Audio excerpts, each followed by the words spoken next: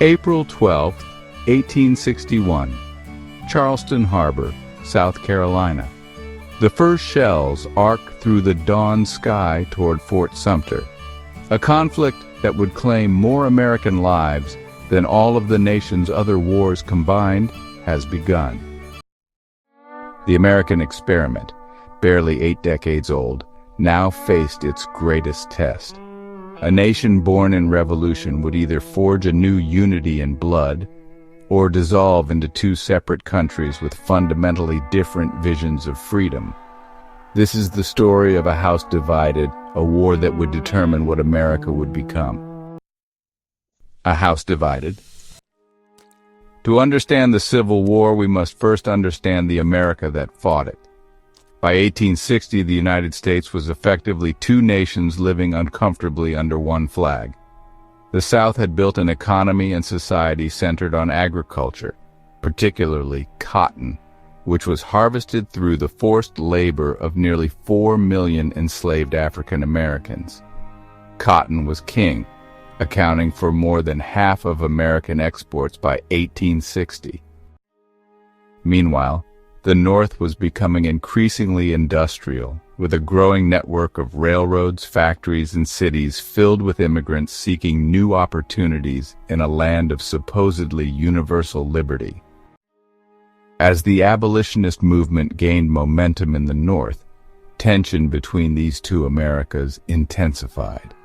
Abolitionists like Frederick Douglass and Harriet Tubman worked tirelessly to expose the moral contradiction at the heart of the country, a nation founded on freedom that held millions in bondage. For decades, political compromises had held the Union together, carefully balancing the admission of slave and free states. But by the 1850s, the question of whether slavery would expand into new Western territories tore these compromises apart. Nowhere was this more evident than in Kansas, where pro-slavery and anti-slavery settlers engaged in open warfare over the territory's future. Bleeding Kansas was, in many ways, the Civil War in miniature, fought years before the nation officially divided. In 1859, abolitionist John Brown led a failed raid on the Federal Armory at Harper's Ferry, Virginia, hoping to spark a slave rebellion. Though unsuccessful, the raid terrified the South and galvanized abolitionists. Brown was hanged, but his specter loomed large over the coming election. The presidential election of 1860 would prove the breaking point. The Democratic Party split along regional lines, while the newly formed Republican Party nominated Abraham Lincoln on a platform opposing the expansion of slavery.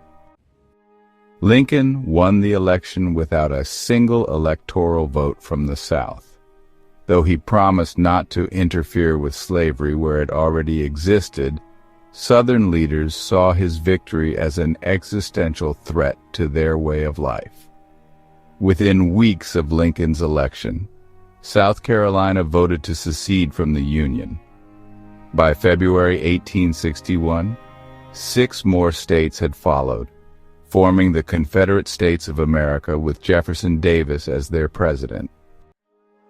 In his inaugural address, Lincoln appealed for unity. "We are not enemies, but friends. We must not be enemies." But the die was cast. When Confederate forces fired on Fort Sumter in April 1861, the bloodiest chapter in American history began. The shots at Fort Sumter ignited a conflict many believed would be swift, but as armies swelled and the first major battles loomed, neither side truly grasped the unimaginable cost awaiting them, nor the profound transformation that would scar a nation forever. What sacrifices would be made and what new America would emerge from the ashes of this brutal fratricidal war. Join us next as the illusions of a quick victory are shattered by the harsh realities of the battlefield.